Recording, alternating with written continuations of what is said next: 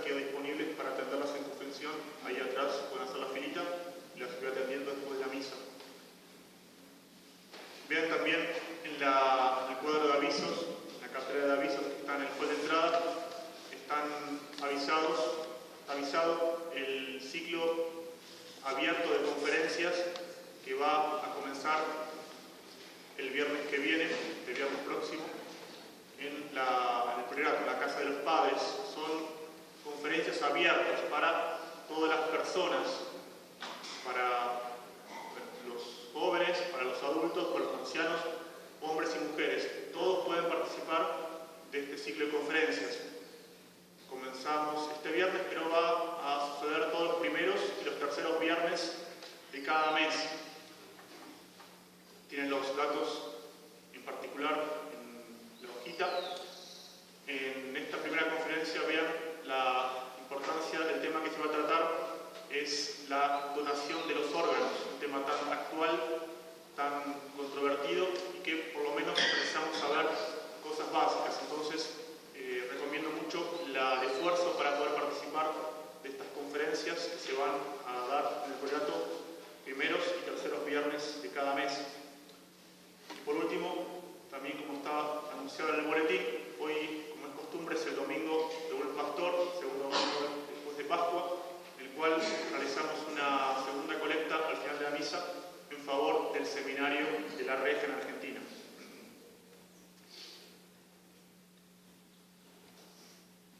No sois vosotros los que me habéis elegido, sino que yo os he elegido antes. En nombre del Padre, y del Hijo, y del Espíritu Santo.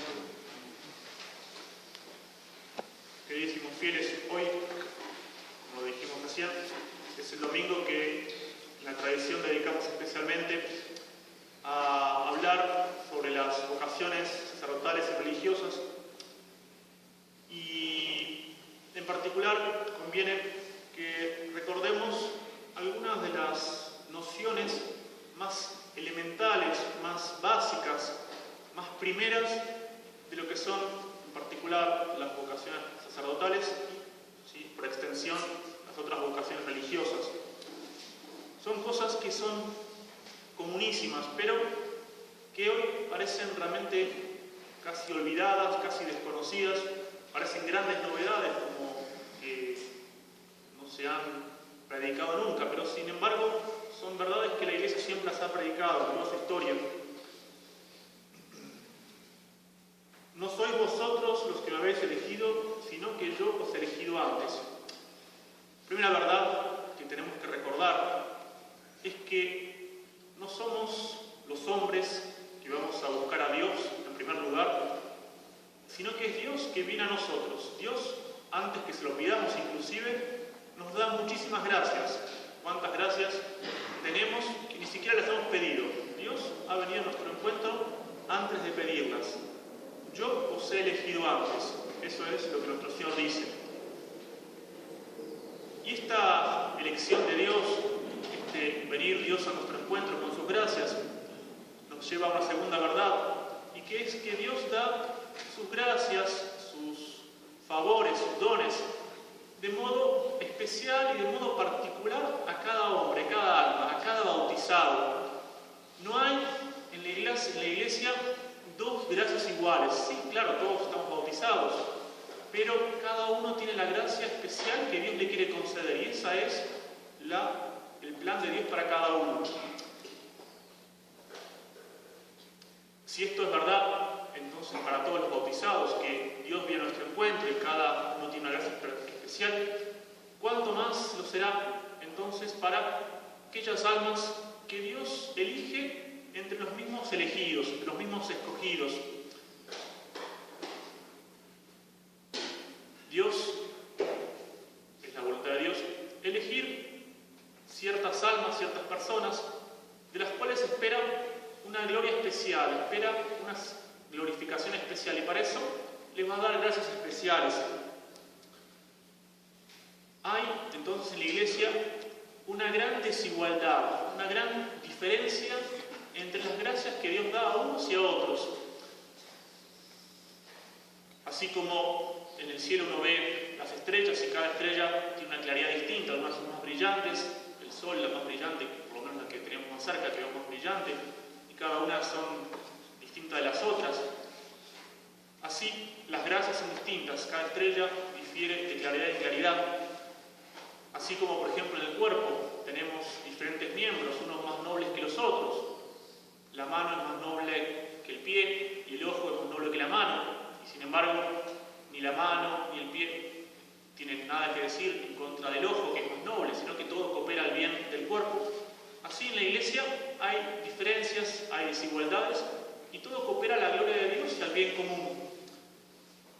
San Pío X lo deja clarísimo en una sentencia que es bastante conocida. Dice San Pío X: la Iglesia es una sociedad por esencia desigual, es decir, una sociedad que comprende dos categorías de personas: los pastores y el rebaño, los que ocupan un rango en los diferentes grados de la jerarquía, y la multitud de fieles.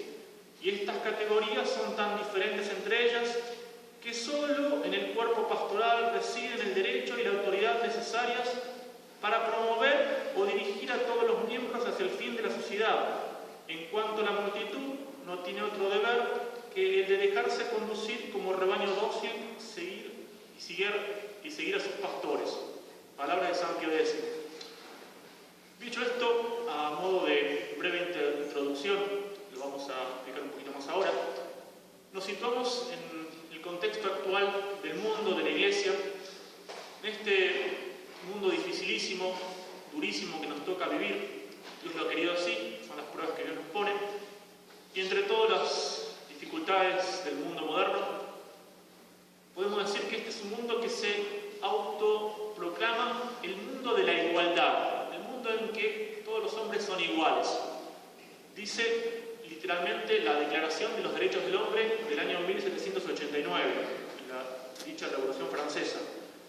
Los hombres nacen iguales en derechos y las distinciones sociales no pueden fundarse más que en la utilidad común. Dice eso la Declaración de los Derechos del Hombre de 1789, casi más de 200 años atrás. Esto es realmente un sofisma enorme, una mentira enorme. Podemos decir muchísimas cosas a este respecto. Los hombres nacen iguales en derechos y las distinciones sociales no se fundan más que en la utilidad común. Si uno entiende, claro, que todos nacemos de una madre y tenemos un padre, en ese sentido, claro, somos todos iguales. En el sentido que todos tenemos un cuerpo y una alma, claro, somos todos iguales. En el sentido, está bien. Pero hay un montón de otras desigualdades que también son por la naturaleza, que vienen de la naturaleza y que son evidentes. Porque, por ejemplo, no todas las madres son iguales, no todos los padres son iguales. Algunos son mejores, otros no son tan buenos. Los cuerpos de los hombres, algunos son mejores, otros con más salud, otros con menos salud, son distintos, son desiguales. Las almas también son desiguales. Todos tenemos inteligencia y todos tenemos voluntad, claro. Pero algunos hombres son más inteligentes, otros son menos inteligentes. Algunos hombres son más voluntariosos, otros son menos voluntariosos. Son desigualdades que nos vienen por la naturaleza. Son cosas evidentes estas. Pero bueno, esta falacia, esta quimera, este canto de la sirena, que es la igualdad entre todos los hombres, que se viene predicando los últimos 200 años de la humanidad, entró dentro de la Iglesia. Infelizmente, la Iglesia resistió, pero también hubo, como lo sabemos, como esa revolución, ese 1789, dentro de la misma Iglesia, el triste Concilio Vaticano II, último concilio dicho ecuménico, introdujo esta igualdad, supuestamente, de los hombres dentro de la Iglesia. ¿Cómo se concretizó esta igualdad, entre comillas, dentro de la Iglesia? Con una frase muy repetida hasta el cansancio hoy en día, que se llama el sacerdocio común de los fieles, el sacerdocio universal de los fieles. ¿Qué significa esto? Expliquémonos un poquito. Estoy siguiendo, como siempre, el librito que es el Catecismo de la Iglesia, para el que lo quiera consultar para mayor detalle. ¿Qué es esto del sacerdocio común de los fieles? es algo que, vamos a ver, atenta directamente contra las vocaciones sacerdotales y religiosas. ¿Por qué?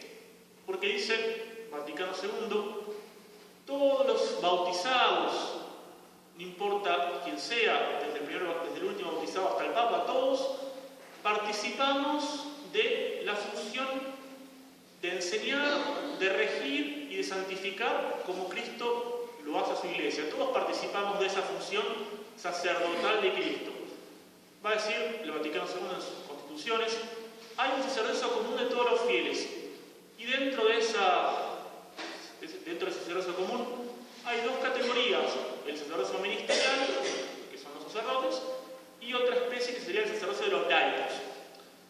Esto parece que no es muy importante, pero si uno ve los frutos, si uno ve lo que ha pasado en la iglesia en los últimos 40 años, es muy grave, porque al igualar, al poner todo en el mismo nivel, que todos somos sacerdotes y hay simplemente una distinción de dos especies distintas, ministerial y laical, entonces se pierde lo que es la esencia del sacerdocio, la esencia de la vocación sacerdotal. Y entonces es normal que los jóvenes no quieran o no les interese mucho ser sacerdotes. ¿Por qué? Porque no saben para qué sirve.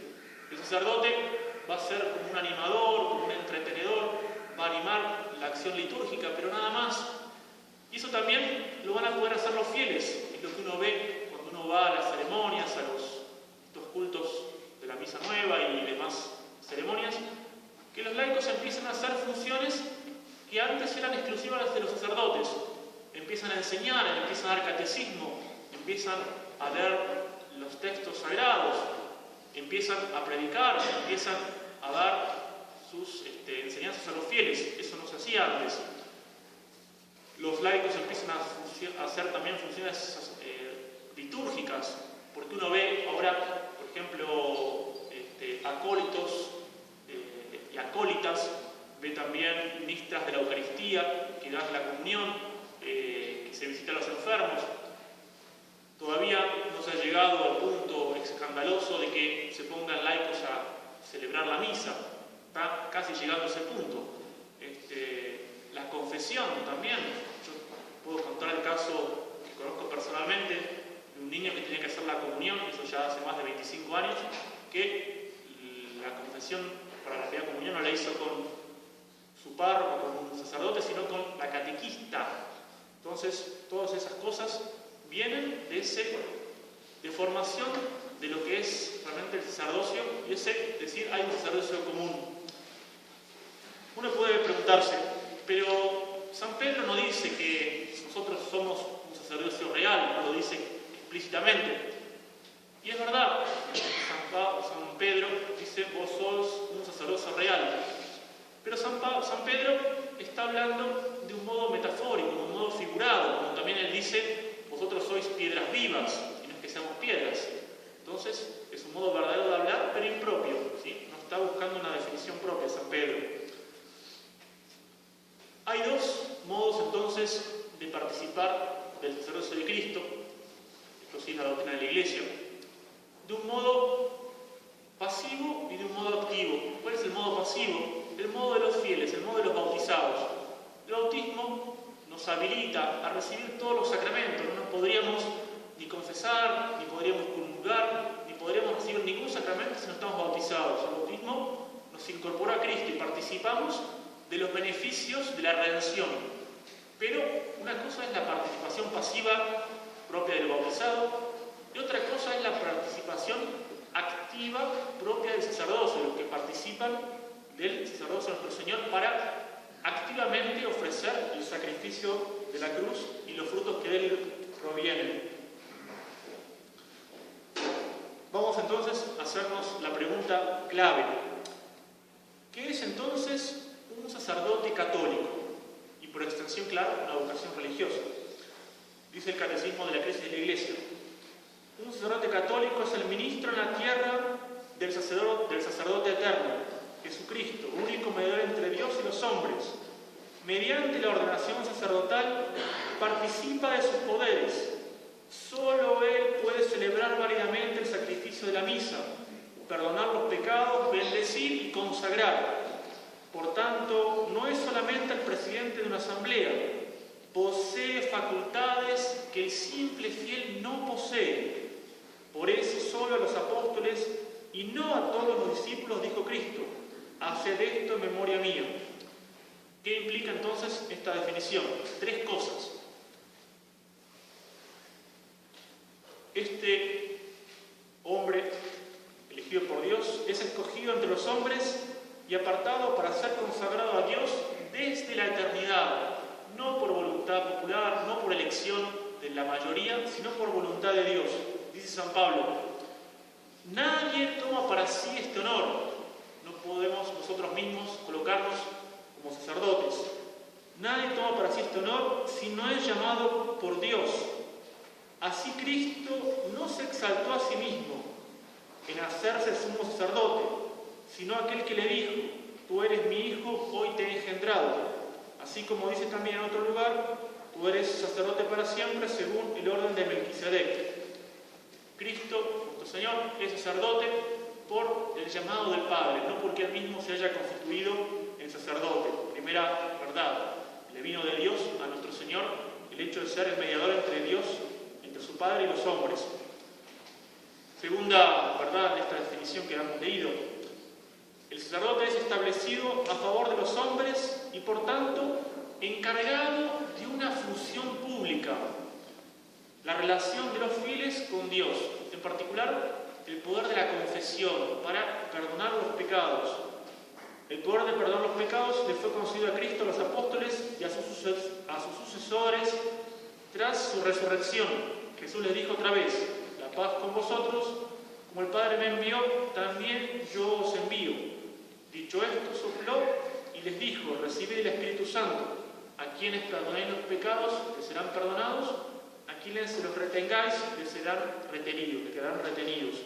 Entonces, el poder de perdonar los pecados es una delegación explícita y particular de Cristo a sus sacerdotes.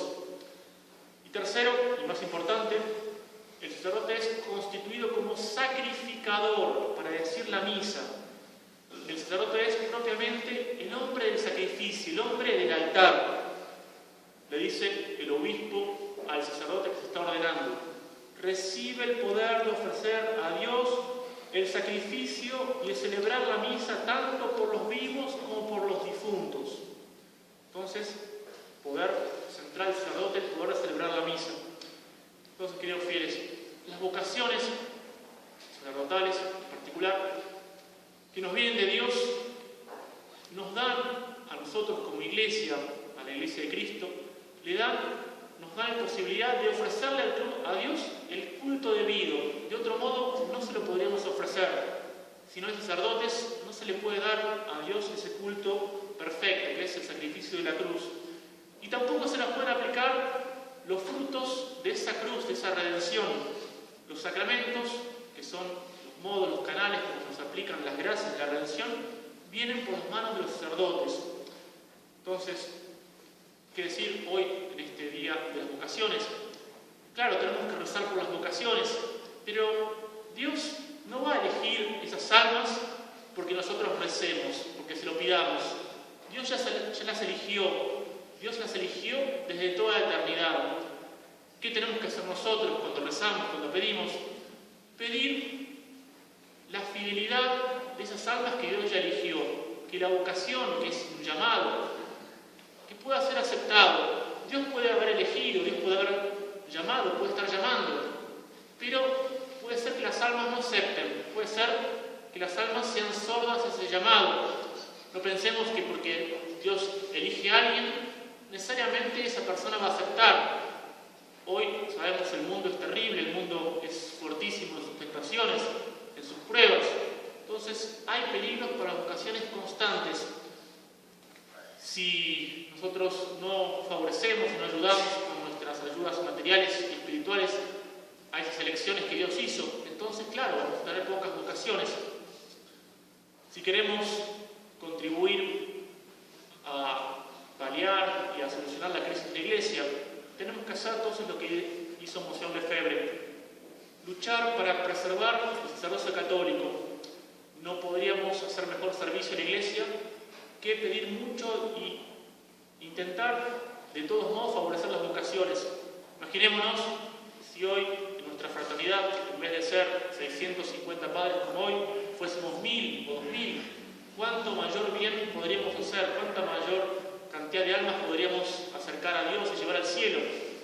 ¿Cuántos lugares hay que piden la asistencia de la fraternidad? Lugares con iglesias y con fieles, y no se puede atender porque faltan las vocaciones, faltan los sacerdotes. Entonces, vamos a pedir en particular hoy que Dios, a través de la intercesión de la Virgen María, nos deje ayudar y colaborar a este plan de Dios, que viene de Dios. Todo don perfecto, todo don escogido, viene del Padre de las Luces. Entonces, viene de Dios, pero Dios quiere nuestra cooperación. Que la Santísima Virgen María nos deje hoy ayudar y rezar para que se pueda cumplir esa voluntad de Dios respecto a estas almas que Dios ha elegido. Entonces, Ave María Purísima. Sin pecado concebido, María Santísima. Padre,